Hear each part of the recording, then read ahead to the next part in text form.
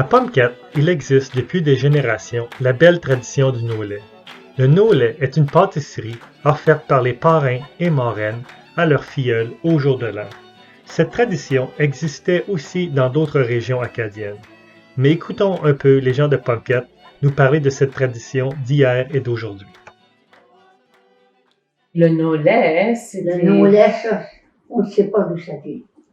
Ils disent peut-être la France, Peut-être peut-être. France. Mais on n'a pas vraiment tracé. Mais oui, il y avait une place, il y a une sorte de gâteau qui faisait pour le jour des rois. Ça peut être ça l'original. Mais pour toi, c'était quoi un no-lait quand tu étais petite? En tout cas, une chose certaine, le matin du jour de l'an, tu partais de la messe, puis tu t'en allais voir ta marraine. Tu allais visiter ta marraine le matin du jour de l'an. Puis elle nous donnait un no-lait. Mais c'était quoi le no-lait? Un pain avec des raisins dedans, et puis ils mettaient des petits bonbons durs, là, sur le dessus qu'elle avait fondu. Icing sugar, je pense que ça n'existait pas. Est-ce que c'était rond? Ça pouvait être ovale. Ovale. Ça pouvait être rond. Ah, OK. Ça pouvait être, ouais. C'était qui ton parrain et marraine? C'est quoi leur nom? Mon parrain s'appelait Augustus Goss. Et puis ma marraine s'appelait Virginie. Leur nom de famille, tu te rappelles leur nom de famille? Nos Goss c'était le frère de mon père. Puis ma tante Virginie était la femme de mon oncle frère de ma mère. C'était des oncles des deux côtés de proche. Ça, c'était même. Et ta tante Virginie, son nom de famille, c'était quoi? Muse. Non, mais quand elle était mariée, après? Broussard. Broussard. Broussard. Et est-ce que toi, t'en faisais des no-laits? Je sais que tu étais à Montréal, mais est-ce que tu as continué cette tradition à Montréal? Oui. Le no-lait? Faisais-tu des no-laits? On en faisait, oui. Ouais. Et tu les faisais comment? La même chose. Rond ou ovale? Et différentes manières. Oui. Voilà. Ouais. Tu donnais ça à qui? Ta filleule? Ils n'étaient pas là. On les mangeait. Des no-laits, c'était très important pour nous autres. Ma mère en faisait beaucoup, puis mon frère puis moi, j'en ai toujours avoir notre marraine puis notre parrain, puis ils restaient dans la pointe. Puis frère puis sœur, ça fait j'en ai à la même place. Ça fait, cette année, il y avait beaucoup de neige. Ça fait, mon frère Paul dit, ben moi je vais prendre la coriace puis le cheval. OK, ça fait je m'en parquer dedans. Puis je montais à la pointe. Puis je vais rester là, peut-être 10 minutes, parler avec eux, puis ça fait nous allons retourner à la maison.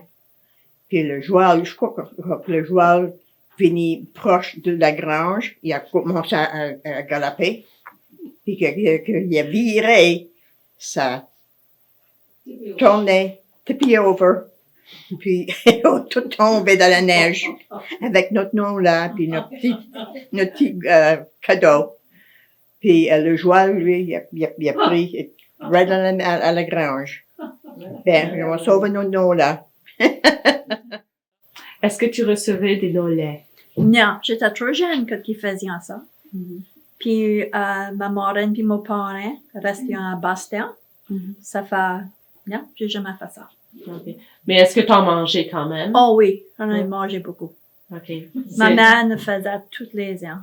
OK. Oui. Ça faisait comme combien pour ta famille? Oh. Peut-être 6 ou 12. Je me souviens pas, on en faisait beaucoup. Okay. Puis comment elle les faisait? Peux-tu nous expliquer comment c'était au-dessus? Elle les faisait comme un récipient de biscuits, quasiment. Puis elle mettait pas de candy dessus le fer. Ou elle mettait de la melasse. Puis elle faisait, elle usait un dé pour mettre sur le le Nola, elle faisait 2 lignes. Elle faisait pas des lignes de même, justement comme ça. Puis là, en mettant un dé, peut-être 4 sur toutes les lignes.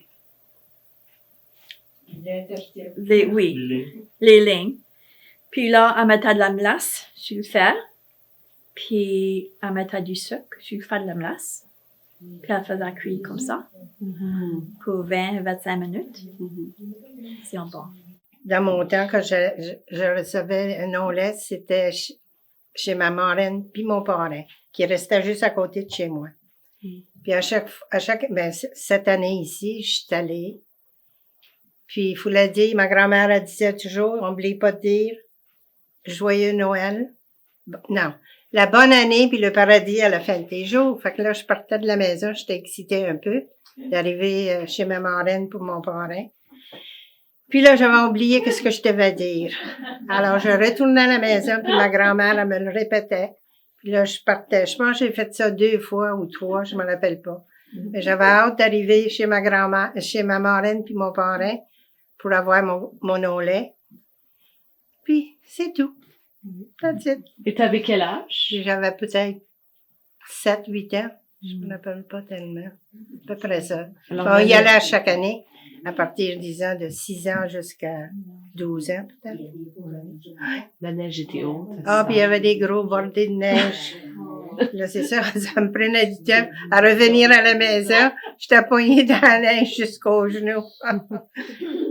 Oui, c'est ça. Bon, peut-être tu peux s'occuper, tu restais, ton grand-père et ta grand-mère vivaient. Oui, ma grand-mère puis mon grand-père restaient avec nous, avec mes parents, puis on était 9 enfants. Oui. Est-ce que c'est important pour toi qu'on fasse cette célébration? Oui, c'est très important. On va continuer. Justement, quand j'ai eu un tel âge, mon frère avait un marraine puis un parrain, restant à crosse du chemin. Puis elle a pris ces noms-là. Et puis, quand il arrivait à la maison, je voyais le frosting chocolat. Puis je le prenais, puis je le mangeais quasiment tout. Mon frère disait rien. Et je l'aimais ça. Ma marraine était à Boston, mon parrain était à l'Ontario. Est-ce que c'est une tradition que tu aimerais continuer à avoir ici à Pumpkin, le Nolet? Oui, je l'aimerais ça. Peut-être que je pourrais aller les visiter s'il y a du Nola, parce que je l'aime ça à l'acte. Nous autres, la veille de jour de l'an, c'est ce temps-là que ma mère faisait des Nola pour toute la famille. Et puis, aussi, elle ne faisait pour les filleuls. Ça fait que la soirée avant la veille de Noël, après que c'est notre famille, c'est les garçons. Après que tous les garçons étaient couchés, j'avais la permission de rester debout avec maman, puis aider à faire les noms-là. Ça fait, c'était très tard le soir avant que je finisse tous les noms-là, parce qu'on en faisait peut-être une douzaine. Et là, elle les donnait à ses filles. Et elle la gardait peut-être un nola pour chaque membre de notre famille. C'était vraiment un gros cadeau pour nous autres. Ça fait, moi, ma job, c'était faire l'icing pour les nolas. Ça me prenait beaucoup de temps, l'icing. Ben, et que je faisais spécial, c'est pour celui-là qui venait de Joseph, de Fillette à Mme Edida. Il venait à nos jours de l'an chercher ce nom-là. Ça fait, je faisais de la icing blanche, et puis là, je mettais du coco avec la blanche, puis je faisais le icing de chocolat, puis j'écrivais son nom. J'écrivais Joseph dessus. Ça fait que mes frères mangeaient pas le nom-là, Joseph. Son nom était dessus. Puis des fois, je mettais la date. C'est ça combien d'icing j'avais. Ça fait quand le jour de l'an venait, c'était plutôt, oui, après le dîner venait. Puis je peux voir encore sa face, il ouvre la porte, puis il garde. Puis maman avait toujours les noms là sur la table, puis il garde.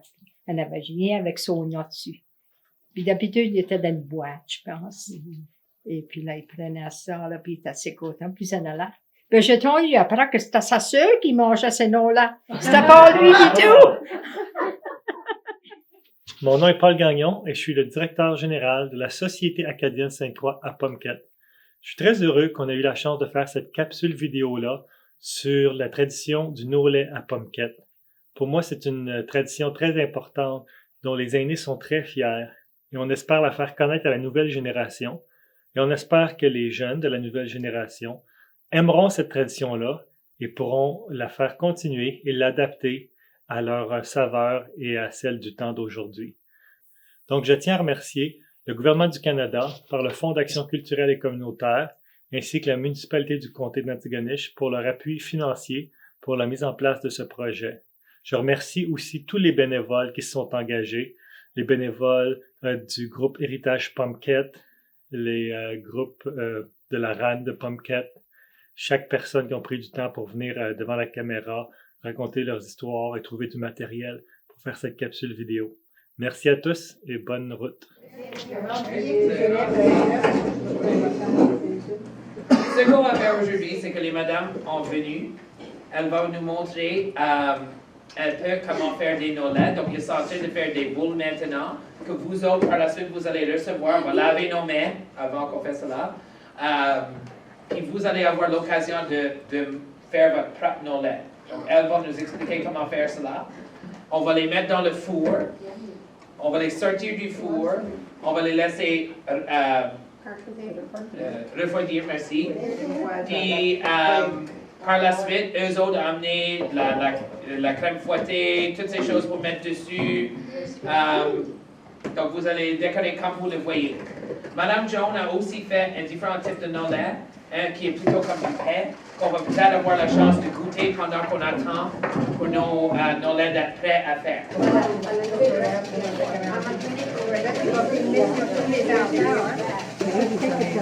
La rouler. La farine. Là, tu vas la rouler. OK. Et là, oui, tu vas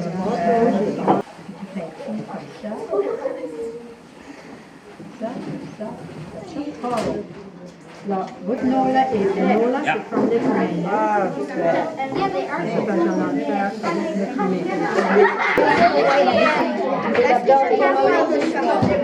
Est-ce que j'ai Est-ce que tu as déjà des bonbons dessus? Est-ce que tu aimerais ça recevoir un gâteau de no-lait, toi, au jour de l'an? Oui. Avez-vous des parrains et marraines? Oui. Oui. Non, faut que tu leur donnes la recette. Est-ce que vous aimez ça, l'activité aujourd'hui, de faire des no-lait?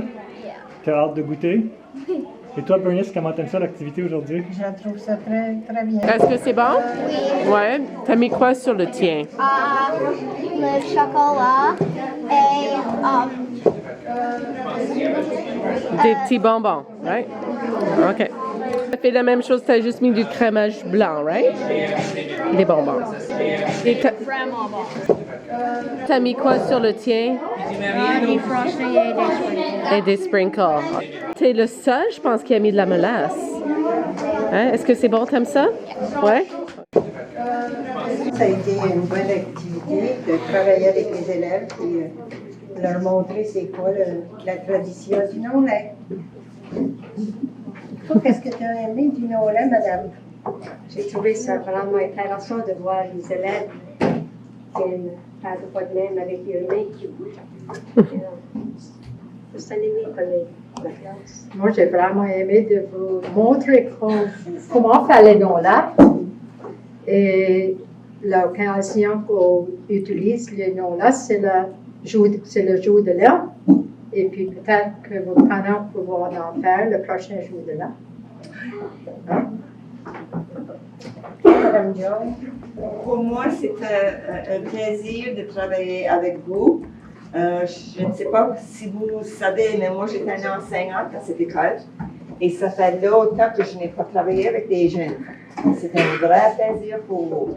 Et vous vous êtes très bien comportés. Merci bien. Pour moi, j'ai appris à Venise, j'ai tout rencontré les petites jeunes, filles et garçons. qui ont les meilleurs Nola. Puis je suis bien à l'aise de le faire battre avec tous vous autres. C'est vraiment important d'avoir un sens d'appartenance. Donc, pour des jeunes qui viennent de la ville ou des jeunes qui viennent de la grande région de Pumpkett, pas juste le village actuel de Pumpkett, c'est important de créer ou de trouver des choses qu'on peut faire ensemble. Donc, l'activité de Nolet, c'est quelque chose où il y a des explications en français dans le français de Pumpkett. Et c'est une chose qu'on peut faire à la main et ensemble. Donc, je trouve pour les jeunes, c'est beaucoup plus d'appartenance à eux parce qu'ils sont en train de créer un lien avec quelqu'un qui est aîné. Puis, ils sont aussi en train d'apprendre comment cuire de quoi. Et je pense, quand tu mets des personnes et la nourriture ensemble, ça peut jamais finir mal, pour être honnête. J'aimerais juste prendre une occasion pour remercier les aînés, la SASC, l'École acadienne de Pumpkett, les élèves, pour une excellente activité et occasion pour apprendre un morceau de la culture acadienne ici à Pumpkett.